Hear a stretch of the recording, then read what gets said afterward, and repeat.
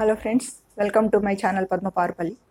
ఈరోజు data interpretation గురించి కొన్ని ముఖ్యమైన విషయాలు ఈ వీడియోలో చర్చిద్దాం. ఎందుకంటే చాలా ఎగ్జామ్స్, కాంపిటేటివ్ ఎగ్జామ్స్లో ఐబీపీఎస్లో, ఆర్ఆర్బీ, అట్లానే బ్యాంక్ పీఓస్, బ్యాంక్ క్లర్క్స్, వీటన్నిటిలో కూడా ప్రిలిమ్స్లోను మెయిన్స్లోను కూడా డేటా ఇంటర్ప్రిటేషన్ అనేది 2 to 3 సెట్స్ దాకా వస్తున్నాయి. ఒక్కో సెట్లో 5 క్వశ్చన్స్ చొప్పున వేసుకున్నా కానీ 15 మార్క్స్ దాకా స్కోర్ చేయాల్సిన అవసరం ఉంది. కాబట్టి దీని గురించి తప్పనిసరిగా అందరూ తెలుసుకోవాల్సిన అవసరం ఉంది. ముఖ్యంగా నాన్ మ్యాథ్స్ స్టూడెంట్స్కి మ్యాథ్స్ మీద మంచి గ్రిప్ అవసరం అవుతుంది.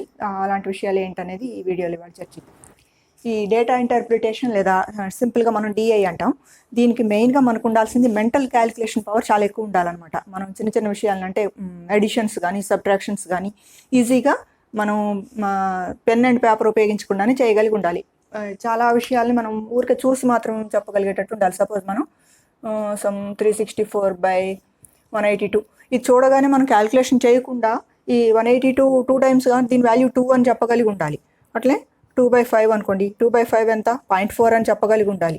అట్లా దీన్ని పర్సంటేజ్గా తీసుకుంటే 40% అని చెప్పగలిగి ఉండాలి. ఇవి ఎప్పుడు సాధ్యం అవుతుంది ఇలా చెప్పడం? 2/5 అంటే పర్సంటేజ్లోకి మార్చుకోవడం అంటే పర్సెంట్ అంటే 100కి ఎంత అనేది, కాబట్టి ఇంటూ 100 ఒక ఫ్రాక్షన్ ఇచ్చినట్లయితే దాన్ని పర్సంటేజ్లోకి మార్చుకోవాలంటే ఇంటూ 100తో మల్టిప్లై చేస్తాము. ఈ 5ని ఇందులో 1 టైం, ఇందులో 20 టైమ్స్ తీసుకుంటే 220 సార్ 40 అనమాట. ఇది 40% అవుతుంది. ఇదంతా మనం చేయొద్దు. చేయకుండానే మనం 2/5 అనగానే 40% అనేది మనకి మైండ్లో వెలగాలన్నమాట. ఇట్లాంటి మెంటల్ క్యాలిక్యులేషన్స్ బాగా వస్తేనే మనం ఈ డిఐలో సక్సెస్ అవుతాం అనమాట. మరి ఎలా వస్తుంది ఇది అంటే మోర్ ప్రాక్టీస్, అంతే. ప్రాక్టీస్ బాగా చేయటం, ఓల్డ్ పేపర్స్ అన్నీ మళ్ళీ మళ్ళీ చేయటం వల్ల ఏమవుతుందంటే మనకు వచ్చిన ఎగ్జామ్లో వచ్చిన క్వశ్చన్ చూడగానే మనకు కొత్తగా అనిపించొద్దు ఏమాత్రం. ఎందుకని అది చూడగానే మనం ఇంతకుముందు ప్రాక్టీస్ చేసిన మోడలే ఇది అనిపించేటంతగా ప్రాక్టీస్ చేయాలన్నమాట. అయితే వీటిలో ఏ ఏ రకాలు ఉన్నాయి అనేది ఒకసారి చూద్దాం. ఎన్ని రకాలుగా ఉంటాయి ఈ డేటా ఇంటర్ప్రిటేషన్ టైప్స్? అందులో ఒకటి ట్యాబ్యులర్ ఫామ్, అంటే టేబుల్స్ అనమాట. ఒక పట్టిక లాగా ఇస్తారు మనకి. ఇట్లా మనం మామూలుగా మీరు సబ్జెక్ట్ వైజ్గా మార్క్స్ రాసుకుంటారు కదా, మార్క్స్ ఇంగ్లీషు, మ్యాథ్స్, సైన్స్ ఇలా రాసుకున్నట్టుగా వాల్యూస్ ఇస్తారు. ఈ ట్యాబ్యులర్ ఫామ్ మీద క్వశ్చన్స్ ఉంటాయి అన్నమాట. 5 క్వశ్చన్స్ ఇచ్చి దాని గురించి రాయాలని, ఇది ఒక రకం. Next bar graph, bar graphs లేదా బార్డర్ ఎలా ఉంటాయి? అవి 2 యాక్సెస్ ఉంటాయి. ఇది ఎక్స్ అక్షం, వై అక్షం. ఇట్లా బార్స్ ఉంటాయి. తెలుగులో అయితే కమ్మీ రేఖా చిత్రాలు అంటారు కదా, ఇట్లా కమ్మీలాగా ఉంటాయి. వీటిని బార్ గ్రాఫ్ అంటాం. ఇవి సింగిల్ బార్స్గా ఉండొచ్చు, లేదా రెండు కలిపి ఒక దానికి సంబంధించిన, ఒక అంశానికి సంబంధించిన అయి ఉండొచ్చు. దీని మీద వాల్యూస్ ఉంటాయి. ఇక్కడ ఇట్లా ఇటు పక్కన ఇయర్స్ కానీ ఏదైనా 2 రాసులు ఉంటాయి అన్నమాట. 2 క్వాంటిటీస్ని పోల్చుతూ ఈ బార్ గ్రాఫ్ ఉంటుంది. దీన్ని బేస్ చేసుకొని ప్రశ్నలు రావచ్చు. ఇది ఒక టైపు. ఇంకా మూడోది పై డయాగ్రామ్.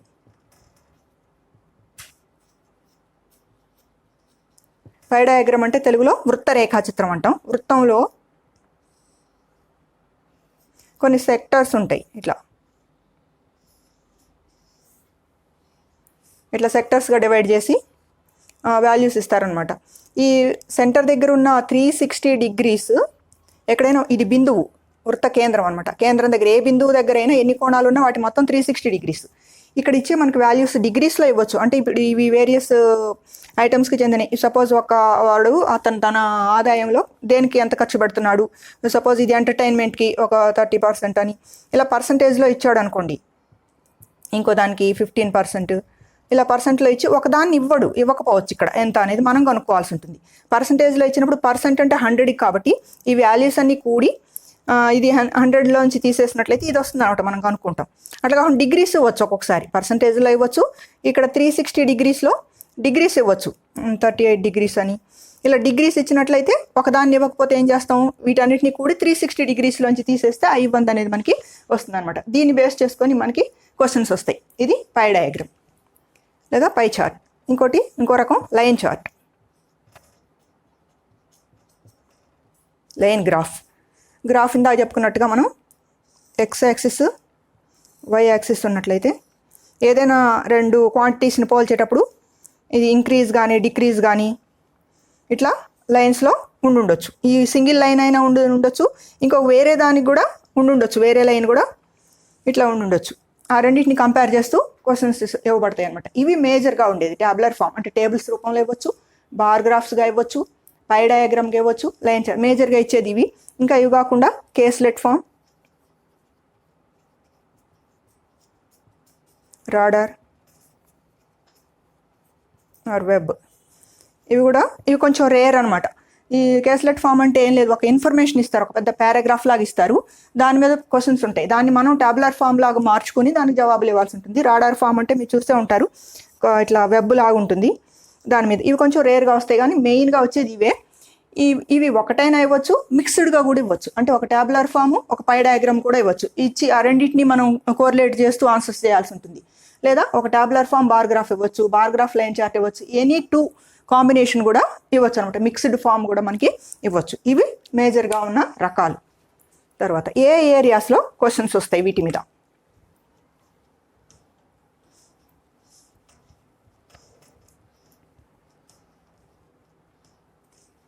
ఏరియాస్ ఎక్కువ ప్రశ్నలు దేని మీద వస్తాయంటే మెయిన్గా పర్సంటేజెస్,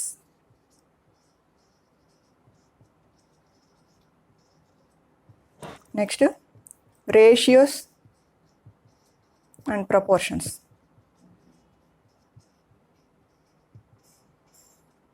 మూడోది యావరేజెస్. మేజర్గా ఈ 3 ఏరియాస్ నుంచే మనకు ప్రశ్నలు వస్తాయి అనమాట. పర్సంటేజెస్ మీద, రేషియోస్ అండ్ ప్రపోర్షన్స్ మీద, యావరేజెస్ మీద క్వశ్చన్స్ వస్తాయి. ఇంకా అప్టిట్యూడ్కి సంబంధించి మనకి టైమ్ అండ్ డిస్టెన్స్ కానీ, టైమ్ అండ్ వర్క్ కానీ, ప్రాఫిట్ అండ్ లాస్ కానీ, వాటన్నిటి మీద కూడా మనకి మంచి గ్రిప్ ఉండాలి. ఎలా ఉండాలి? వాటికి సంబంధించిన ఫార్ములాస్ అన్నీ వచ్చి ఉండాలి. వీటికి సంబంధించిన షార్ట్ కట్ మెథడ్స్, ట్రిక్స్ అలాంటివి ఏమైనా ఉన్నా అవి మనకి టైం సేవింగ్ అనమాట. చాలా తొందరగా యాక్యురేట్గా చేయడానికి, లెస్ టైంలో చేయడానికి ఉపయోగపడతాయి అనమాట. వీటిలో ఒక్కొక్క దాని గురించి మనం కొంచెం చూద్దాం. బేసిక్స్ మెయిన్గా నాన్ మ్యాథ్స్ స్టూడెంట్స్ని కాన్సన్ట్రేట్ చేస్తూ నేను చెప్పాలనుకుంటున్నాను. ముందుగా పర్సంటేజెస్ గురించి చూద్దాం. ఈ పేర్లోనే ఉంది పర్ సెంట్. సెంట్ అంటే 100 అని, పర్ 100 అని. పర్సెంట్ అంటే పర్ 100, 100కి. ఇప్పుడు 6% అంటే అర్థం ఏంటి? 100కి 6 అని అర్థం అనమాట. 100కి 6 అనేది మనం భిన్న రూపంలో ఎలా రాస్తాం? 100కి కి అనేది కింద హారంలో వస్తుంది, 100 భాగాలకి 6 భాగాలు. మనం ఏదైనా ఒక ఫ్రూట్ తీసుకున్నాం అనుకోండి, ఒక జామకాయ కానీ యాపిల్ కానీ తీసుకొని దానిలో సగం తీసుకున్నాము అంటే ఎన్ని భాగాలు చేస్తాం? మనం 2 పార్ట్స్ చేస్తాం. 2 పార్ట్స్ చేసి ఒక పార్ట్ తీసుకున్నాము అంటే దాన్ని మనం సగం 1/2 అని రాస్తాం. 1/2 అంటే ఏంటి? 2 పార్ట్స్లో 1 పార్ట్ అని, అంటే 2 భాగాల్లో ఒక భాగం. ఇక్కడ కూడా అంతే, 100లో 6 అంటే 100 అనేది హారంగా ఉంటుందన్నమాట. ఇది దీంట్లో మెయిన్గా క్వశ్చన్స్ ఏ టైప్లో వస్తాయి? ఒక 4 types of questions, 5 type of questions ముందు బేసిక్గా అర్థం చేసుకోండి. అందులో ఫస్ట్ ఏంటంటే what percentage of A of B, లేదా A is what percentage of B. ఇది ఒక టైప్. రెండవది దీనికి రివర్స్ అనుకోండి, B is what percentage of A. ఇది ఒక టైప్. 3 ఏ ఈజ్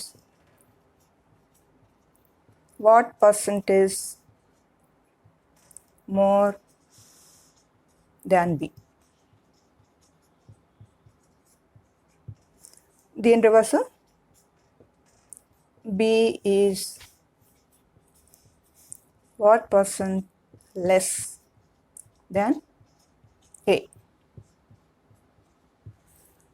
ఈ టైప్ ఆఫ్ క్వశ్చన్స్ వస్తాయి. అంటే ఏబీలు అక్కడ ఉంటాయని కాదు, వాటి బదులు క్వాంటిటీస్ ఉంటాయి అన్నమాట వేరే. చూడండి, A is what percent of B. A is what percent of B.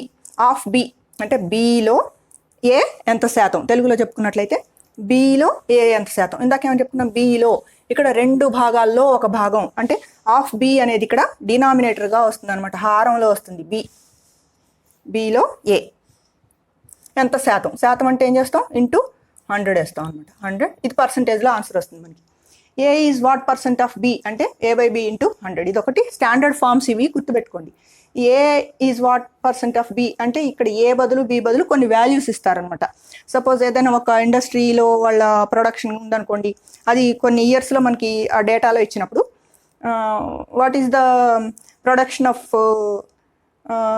2001 percentage of 2006 అట్లా ఇవ్వచ్చు అనమాట ఏదైనా. ఇక్కడ దీని బదులు మనకి అక్కడ ఉన్న వాక్యాలు ఉంటాయి. ఆఫ్ బి అంటే బిలో అని అర్థం, అది ఎప్పుడు డినామినేటర్గా ఉంటుంది అన్నది గుర్తుపెట్టుకోండి. సేమ్ ఇది కూడా అంతే. B is what percentage of A. ఇప్పుడేం అడిగాడు, ఆఫ్ ఏ అంటే ఏలో బి ఎంత శాతం. ఏలో అంటే మొత్తం డినామినేటర్లో ఏ వస్తుంది, ఏలో బి అంటే B/A అని అర్థం ఇంటూ 100. ఇది ఆన్సర్లో మనకి పర్సంటేజ్లో వస్తుంది అనమాట. ఇవి రెండు బేసిక్ ఫార్మ్స్ ఆఫ్ క్వశ్చన్స్ అనమాట. అట్లనే A is what percent more than B. ఇందాకేమో A is what percent of B అంటే బిలో ఏ ఎంత శాతం అని ఇక్కడ అడిగింది. ఇక్కడేమో A is what percent more than B, B కంటే ఏ ఎంత శాతం ఎక్కువ. A is what percent more than B. More than B అంటే బి కంటే ఎక్కువ. ఎవరు ఎక్కువ ఉంది ఇక్కడ, ఏ ఎక్కువ ఉంది. ఏ ఎక్కువ ఉంది కాబట్టి మనకు తెలుస్తుంది ఏ దానికన్నా తక్కువ ఉంది బి, A-B బై కింద డినామినేటర్ ఏమేస్తాం, దేంతో పోల్చుతున్నామో దాన్ని డినామినేటర్గా తీసుకుంటాం. దాన్ బి, బి కంటే అని పోల్చుతున్నాడు. బి కంటే ఏ ఎంత ఎక్కువ అంటున్నాడు కాబట్టి డినామినేటర్ బి అవుతుంది ఇంటూ 100. పర్సంటేజ్లకు మార్చాలంటే ఎప్పుడైనా మనం 100తో వచ్చి వేస్తాము. ఆ వచ్చిన దానికి పక్కన పర్సంటేజ్ సింబల్ వేస్తాం అనమాట. A is what percent more than B అన్నప్పుడు బి కంటే ఏ ఎక్కువ ఉంది కాబట్టి A-B బై దేంతో పోల్చుతున్నాము, దాన్ బి, బి కంటే అని బితో పోల్చుతున్నాం కాబట్టి డినామినేటర్ని బిగా తీసుకుంటాం ఇంటూ 100. ఇది ఒక ఫార్ములా గుర్తుపెట్టుకోండి. B is what percentage less than A. B అనేది ఏ కంటే ఎంత తక్కువ. ఏ బి కంటే ఎంత ఎక్కువ, బి ఏ కంటే ఎంత తక్కువ. చూడటానికి పర్సంటేజ్లో అడుగుతున్నాడు, మనకు ఒకలాగే అనిపిస్తుంది. ఇప్పుడు సపోజ్ 75, 60 ఉందనుకోండి. 60 కంటే 75 ఎంత ఎక్కువ, 15 ఎక్కువ. 75 కంటే 60 ఎంత తక్కువ, 15 తక్కువ. కానీ ఇక్కడ అడిగింది ఏంటి, వాట్ పర్సంటేజ్, వాల్యూ కాదు ఇక్కడ అడిగేది, పర్సంటేజ్ అడుగుతున్నాడు. ఇక్కడ B is what percentage less than A. A కన్నా లెస్, తక్కువ ఉంది ఇది అంటే ఏనే ఎక్కువ. ఇక్కడ కూడా ఏమొస్తుంది మనకి డిఫరెన్స్, A-Bనే బై ఇక్కడ దేంతో కంపేర్ చేస్తున్నాడు, లెస్ దాన్ ఏ.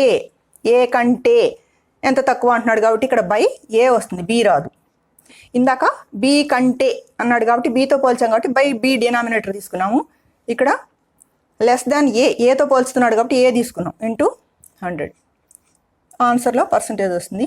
మరి ఇవి రెండు ఒకటేనా, ఏ బి కంటే ఎంత శాతం ఎక్కువ, బి ఏ కంటే ఎంత శాతం తక్కువ. ఒక ఉదాహరణ తీసుకొని చూసినట్టయితే తెలుస్తుంది మనకి. ఇక్కడ సపోజ్ ఏ బదులు 75 తీసుకున్నాం, బి బదులు 60 తీసుకున్నాం. 75 ఈజ్ వాట్ పర్సంటేజ్ మోర్ దాన్ 60 అంటే ఏం చేస్తాం ఇక్కడ మనం ఈ సూత్రంలో, A-B అంటే 75 మైనస్ 60 బై దాన్ 60 అంటే 60 తీసుకుంటాం కింద డినామినేటర్ ఇంటూ 100. ఇక్కడ 75 మైనస్ 60 ఎంత వస్తుంది మనకి, 15 బై 60 ఇంటూ 100.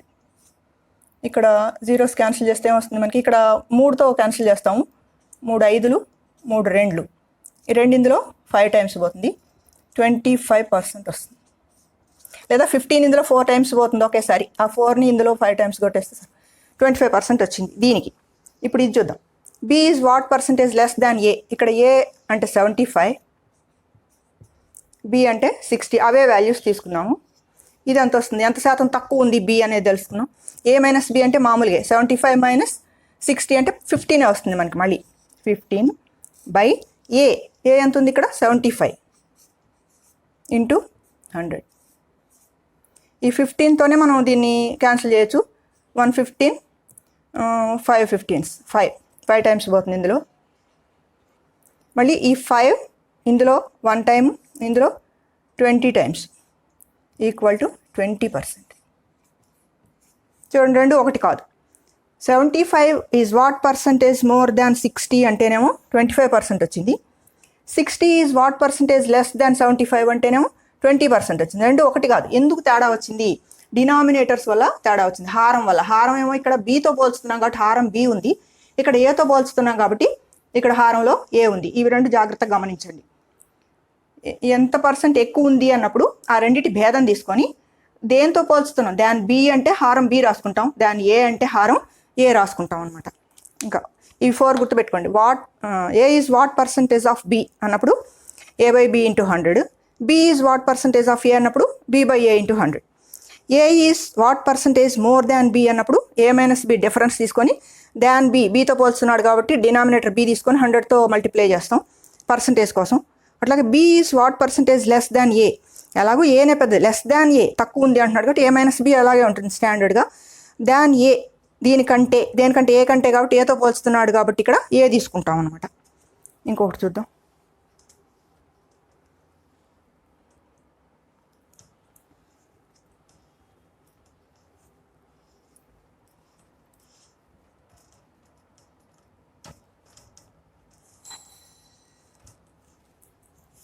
ఇంకో 4 టైప్స్ చూసాను దాకా.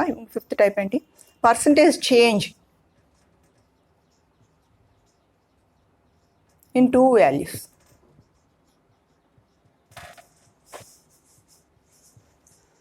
రెండు రాసుల్లో పర్సంటేజ్లో తేడా వచ్చినప్పుడు దాని చేంజ్ కనుక్కోవడానికి ఏం చేయాలి? సపోజ్ మనకి బార్ గ్రాఫ్ ఇచ్చాడు అనుకోండి,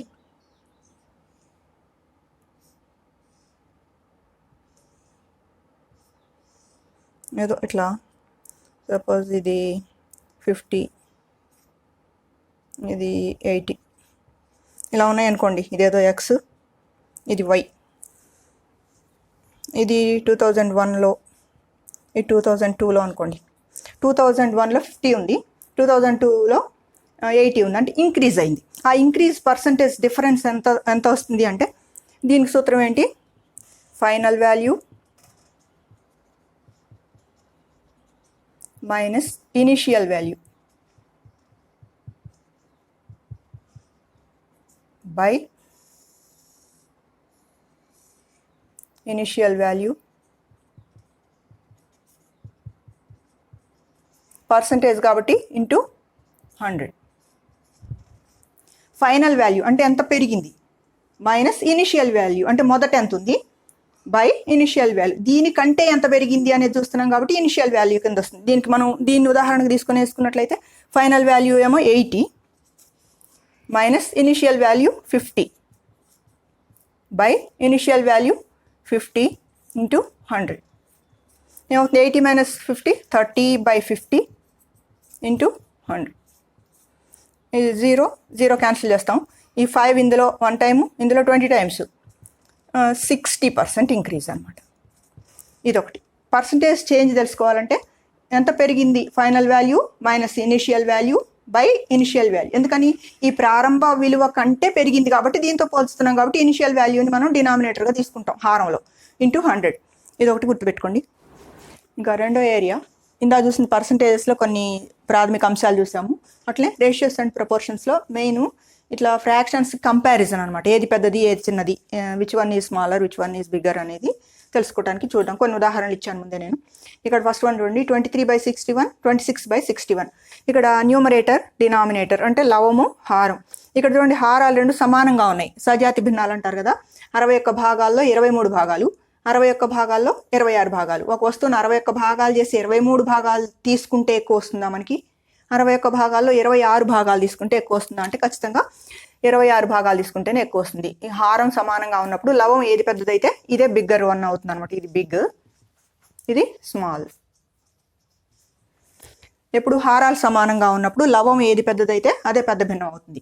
ఇక్కడ చూడండి 23/47, 23/49. ఇక్కడ ఏంటి, లవాలు సమానంగా ఉన్నాయి, 23 భాగాలు తీసుకున్నారు రెండు చోట్ల. ఇక్కడ 47 భాగాల్లో 23 భాగాలు, ఇక్కడ 49 భాగాల్లో 23 భాగాలు. చూడగానే మీకు అర్థం అవుతుంది. 47 భాగాలు చేసినప్పుడు కొంచెం పెద్ద భాగాలు వస్తాయి, 49 భాగాలు చేసినప్పుడు చిన్న భాగాలు వస్తాయి. కాబట్టి 23 భాగాలు తీసుకున్నా కానీ ఇందులోనే మనకి ఎక్కువ వస్తుంది కాబట్టి ఇది పెద్ద భిన్నం, ఇది బిగ్. దీన్ని ఎట్లా గుర్తుపెట్టుకోవాలి? లవంలో హారాలు సమానంగా ఉన్నప్పుడు లవంలో ఏది పెద్దదైతే అదే పెద్ద భిన్నం. అదే లవాలు సమానంగా ఉన్నప్పుడు హారం చిన్నదైతే పెద్ద భిన్నం, హారం పెద్దదైతే హారం చిన్నదైతే పెద్ద భిన్నం, హారం పెద్దదైతే భిన్నం విలువ తగ్గుతుంది అనమాట. ఇది స్మాల్. క్యాచ్ చేశారు కదా. 47 భాగాల్లో 23 భాగాలే ఎక్కువ వస్తాయి. 49 భాగాలంటే భాగాలు చిన్నవి అయిపోతాయి. మనం సపోజ్ ఇది 4 భాగాలు, ఇది 8 భాగాలు. ఇందులో మనం 3 భాగాలు తీసుకున్నాం అనుకోండి, 3/4. ఇందులో కూడా 3 భాగాలే తీసుకున్నాము, కానీ ఇది 3/8. ఎప్పుడు మనకి ఎక్కువ భాగం వస్తుంది? 3/4లోనే మనకి చాలా ఎక్కువ పార్ట్ వస్తుంది. ఇంత పార్ట్ వస్తుంది 3/4 అంటే ఈ మొత్తం పార్ట్ వస్తుంది, కానీ ఇక్కడ ఈ కొంచెమే వస్తుంది. ఎందుకని? భాగాలు ఎక్కువ ఉన్నాయి కాబట్టి భాగాలు ఎక్కువ ఉంటే భిన్నం విలువ తగ్గుతుంది అనమాట. కాబట్టి ఇది స్మాలర్ వన్ అవుతుంది. ఇప్పుడు ఇక్కడ చూడండి, ఇక్కడ న్యూమరేటర్స్ చూస్తే 23, 26 ఉన్నాయి, డినామినేటర్స్ ఏమో 47, 43 ఉన్నాయి. ఏది సమానంగా లేవు. ఇక్కడేమో ఇక్కడ హారాలు సమానంగా ఉన్నాయి, లవాలు సమానంగా ఉంటే మనం చెప్పగలిగాం ఈజీగానే. ఇక్కడ ఏవి సమానంగా లేనప్పుడు ముందు లవాలని పోల్చుతాం అనమాట. లవంలో ఏది పెద్దదైతే అదే పెద్ద భిన్నం అనుకుంటాం. 23, 26. కాబట్టి లవాల పరంగా తీసుకుంటే ఇది పెద్ద భిన్నం, దీని మీద టిక్ పెడుతున్నా. హారాల పరంగా తీసుకుంటే ఏది చిన్న హారం అయితే అదే పెద్ద భిన్నం అవుతుంది. ఇక్కడ 47 కంటే 43 చిన్నది కాబట్టి ఇదే పెద్ద భిన్నం అవుతుంది. అంటే 2 రకాలుగా లవం పరంగా తీసుకున్నా, న్యూమరేటర్ పరంగా తీసుకున్నా ఇదే పెద్దది అవుతుంది, డినామినేటర్ పరంగా తీసుకున్నా ఇదే పెద్దది అవుతుంది. కాబట్టి ఇది బిగ్ వన్ అవుతుంది. ఇట్లా కూడా మనం ఈజీగానే కనుక్కోవచ్చు.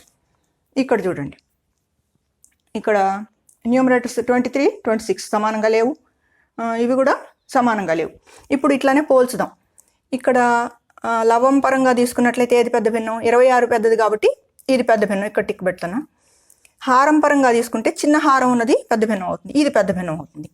లవం పరంగా ఇది పెద్దది అవుతుంది, హారం పరంగా ఇది పెద్ద అవుతుంది. ఇలాంటప్పుడు కొంచెం కాంప్లికేషన్ అనమాట. మనం ఈ రెండిట్లో ఏది పెద్దది అంటే ఈ రెండింటికి కసాగ్ గట్టి మళ్ళీ సమాన భిన్నాలుగా మార్చి చాలా ఎక్కువ అయిపోతుంది. అందుకని దీనికి ఒక ఈజీ వే ఏంటంటే 23/43 వేసుకున్నాం కొంచెం పొడవుగా. ఇక్కడ 26/47 వేసుకొని ఇక్కడ 23కి ఎంత యాడ్ చేస్తే 26 అవుతుంది అది ఇక్కడ వేస్తున్నాను నేను, +3. తర్వాత 43కి ఎంత యాడ్ చేస్తే 47 అవుతుంది అంటే +7 యాడ్ చేస్తే. ఇట్లా తీసుకున్న తర్వాత ఇక్కడ ఒక చిన్న ఫార్ములా మీరు గుర్తుపెట్టుకోవాల్సింది ఏంటంటే a+b/c+d = సమ్ E/F అనుకోండి. ఇలా ఉన్నప్పుడు ఈ ఫామ్లో ఉన్నప్పుడు ఏదైనా ఈ E/F అనే విలువ తప్పనిసరిగా ఇప్పుడు ఈ a/cని విడిగా రాసామనుకోండి, a/c అట్లాగే b/d ఇలా రాసుకున్నట్లయితే ఈ E/F విలువ ఖచ్చితంగా ఈ రెండింటి మధ్యనే ఉంటుంది. అంటే దీనికంటే ఇటు, దీనికంటే ఇటు, దీనికంటే ఎక్కువ, దీనికంటే తక్కువ ఖచ్చితంగా ఇక్కడే ఉంటుంది అనమాట. E/F అనేది వీటి మధ్య మాత్రమే ఉంటుంది. దీన్ని బేస్ చేసుకొని ఇప్పుడు దీన్ని చూద్దాం. దీని విలువ అప్రాక్సిమేట్ వాల్యూస్ తీసుకుందాం. ఈ డేటా ఇంటర్ప్రిటేషన్లో అప్రాక్సిమేట్ వాల్యూస్ చేయటం అనేది చాలా ఇంపార్టెంట్. అది మెంటల్గా మనం చేయగలిగి ఉండాలి. 23/43 సపోజ్ ఇది 20 అనుకోండి, ఇది 40 అనుకోండి. 20/40 అంటే 1/2. 1/2 అంటే ఎంత? 0.5. ఈ ఫ్రాక్షనల్ వాల్యూస్ కూడా తెలిసి ఉండాలి మీకు. సుమారు వాల్యూ వేసుకున్నాం 0.5. తర్వాత 3/7 కాదు, 4 కదా. 43 + 4 47. ఇది 3/4. 3/4 అంటే మనకు తెలుసు 0.75 30. ఇదేమో దీని విలువ ఏమో 0.5 అనుకున్నాము, అప్రాక్సిమేట్ వాల్యూ అంటే సుమారు విలువ. 3/4 అంటే ఎగ్జాక్ట్గా 0.75 అంటే 30. ఇప్పుడు దీని విలువ ఈ రెండింటికి మధ్యలోనే ఉండాలి. అంటే 0.5 కన్నా ఎక్కువ ఉండాలి, 0.75 కన్నా తక్కువ ఉండాలి. 0.5 కన్నా ఎక్కువ అంటే 0.51, 52 సో అని ఇలా 0.6, 0.61, 6, 6 అలా 0.7 కూడా రావచ్చు. 0.7 సో అని అలా 0.74 వరకు ఉండొచ్చు. 0.51 నుంచి 0.74 మధ్యలో ఉంటుంది దీని విలువ. ఇప్పుడు సపోజ్ దీని విలువ వీటిలో ఏదైనా ఒకటి తీసుకుందాం మనం. సుమారు ఏదో ఒకటి మన ఇష్టం వచ్చింది. 0.7 తీసుకున్నాం అనుకోండి.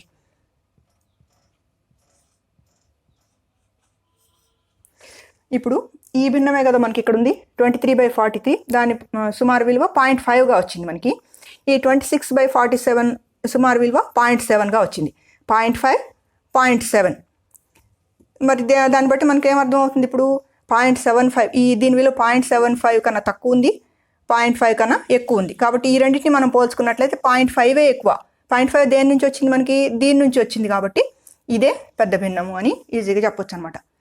క్యాచ్ చేస్తారా ఇది? ఒకసారి చూడండి. ఈ భిన్నాన్ని రాసుకున్నాం ఇక్కడ, దీన్ని కూడా ఇక్కడ రాసాము. ఈ న్యూమరేటర్ అంటే లవానికి ఎంత కలిపితే ఇది వస్తుంది, హారానికి ఎంత కలిపితే ఇది వస్తుందో తీసుకున్నాము. తర్వాత దీని సుమారు విలువ ఇక్కడ వేసుకున్నాం. అట్లనే దీని సుమారు ఇది ఇప్పుడు ఖచ్చితంగా వచ్చింది, రావాలనే ఏం లేదు, సుమారు విలువ అని ఇక్కడ వేసుకుంటాం. తర్వాత ఈ సూత్రం ప్రకారం చూసినట్లయితే దీని విలువ ఎక్కడ ఉండాలి అంటే ఈ భిన్నం విలువకి మధ్యలో ఉండాలి. మధ్యలో అంటే ఖచ్చితంగా మధ్యలో అని కాదు, 0.5 కంటే ఎక్కువ, 0.75 కంటే తక్కువ, ఈ విలువలన్నీ వస్తాయి. దీంట్లో ఏదో ఒక విలువని దీని బదులు తీసుకుంటాం. మనం తీసుకున్నప్పుడు ఏం జరుగుతుంది, దీనికంటే ఈ విలువ ఎక్కువ ఉందా తక్కువ ఉందా చూస్తే దాన్ని బట్టి మనకు తెలుస్తుంది. ఈ 0.5 కన్నా 0.7 ఎక్కువ కాబట్టి ఇదే పెద్ద భిన్నం అన్నాం. అదే సపోజ్ ఇక్కడ 0.3 వచ్చింది అనుకోండి, అప్పుడు ఇదే పెద్ద భిన్నం అని చెప్పి ఉండేవాళ్ళం అనమాట. ఇట్లా కంపారిజన్ అనేది ఫ్రాక్షన్స్ని చేయొచ్చు. ఇంకా third area average. First area percentages చూసాం, సెకండ్ ఏరియా ప్రపోర్షన్స్, ఫ్రాక్షన్స్ అంటే భిన్నాల మీద ఒక అవగాహన. Next average. యావరేజ్ కనుక్కోవటం అంటే ఏం లేదు, మీకు తెలుసు, సరాసరి లేదా సగటు అంటాం దాన్ని. యావరేజ్కి ఫార్ములా ఏంటి? Some of quantities by number of quantities. Quantities అంటే వాల్యూస్, విలువలు. సమ్ అంటే వాటి మొత్తం, ఎన్ని విలువలు ఇస్తే వాటి మొత్తము, బై నంబర్, ఎన్ని ఉన్నాయి అవి, 5 విలువల 6 విలువల అనేది వేస్తాం. అంటే తెలుగులో చూస్తే సరాసరి ఈక్వల్ టు రాసుల మొత్తము బై రాసుల సంఖ్య. ఎన్ని రాసులు ఇచ్చారో వాటన్నిటిని కూడతాం. సపోజ్ ఇక్కడ ఒక ఎగ్జాంపుల్ చూద్దాం.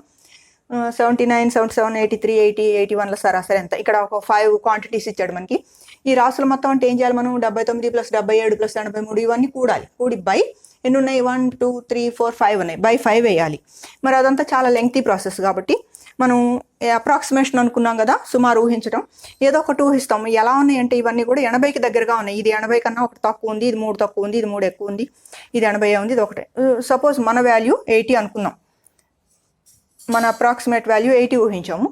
ఈ 80కి వీటికి ఎంత తేడా ఉందో ఒకసారి రాసుకుందాం. 80 కన్నా ఇది ఒకటి తక్కువ ఉంది కాబట్టి -1, ఇది 3 తక్కువ ఉంది అంటే -3, ఇది 83 ఉంది అంటే +3, 3 ఎక్కువ ఉంది, ఇది 0, దీనికి ఏం డిఫరెన్స్ ఏం లేదు.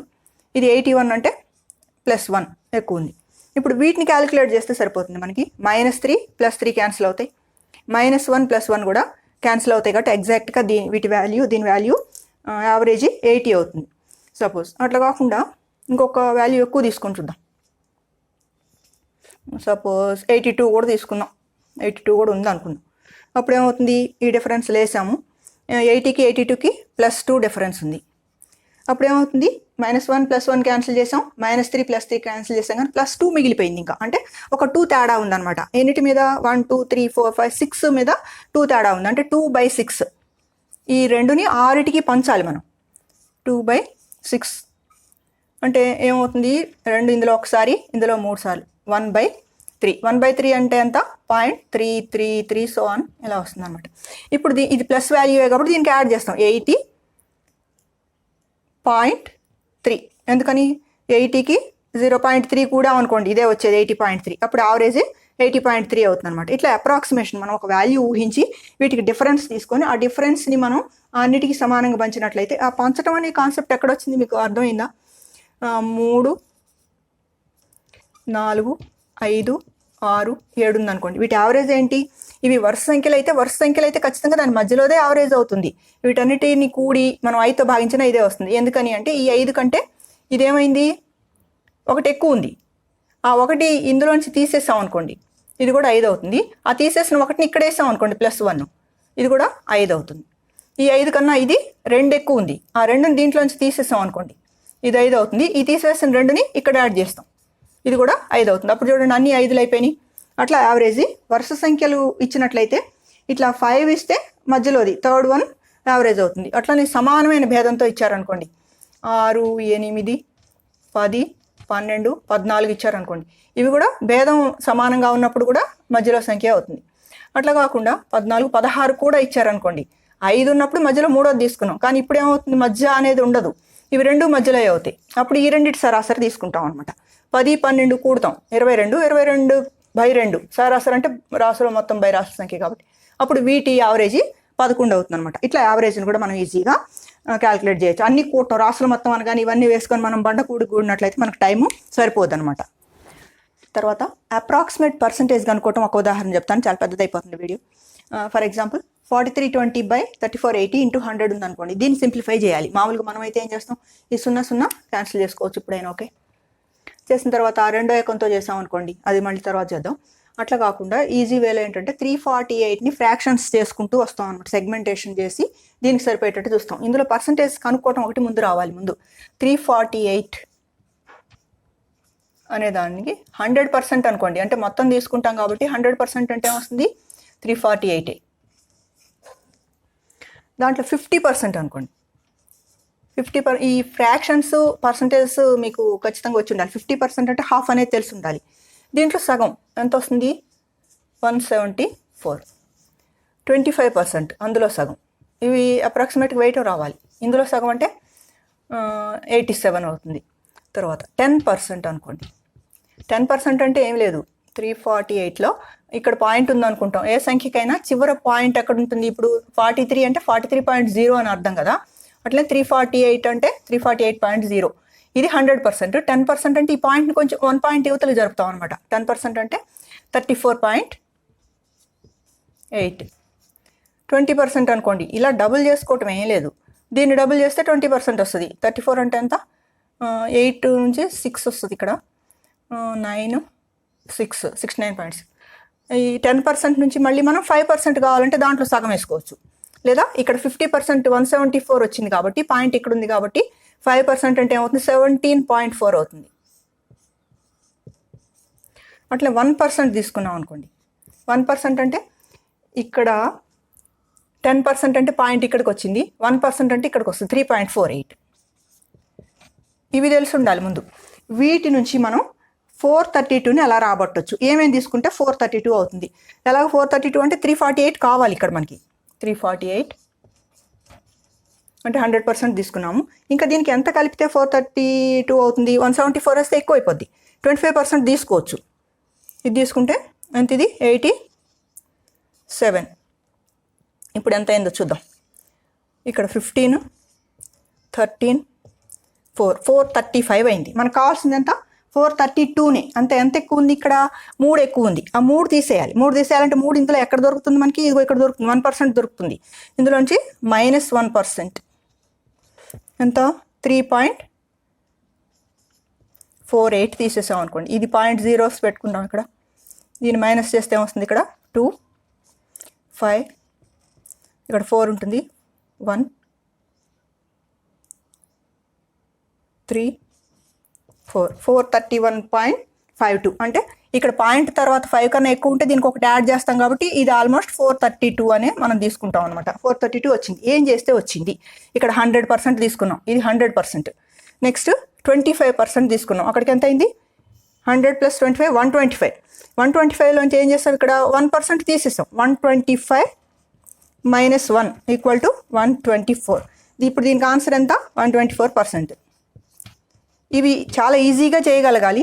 ఇప్పుడు అదే మనం దీన్ని క్యాన్సిల్ చేస్తూ చేసాం అనుకోండి. 432/348 × 100 2తో చేసాం అనుకోండి, 174.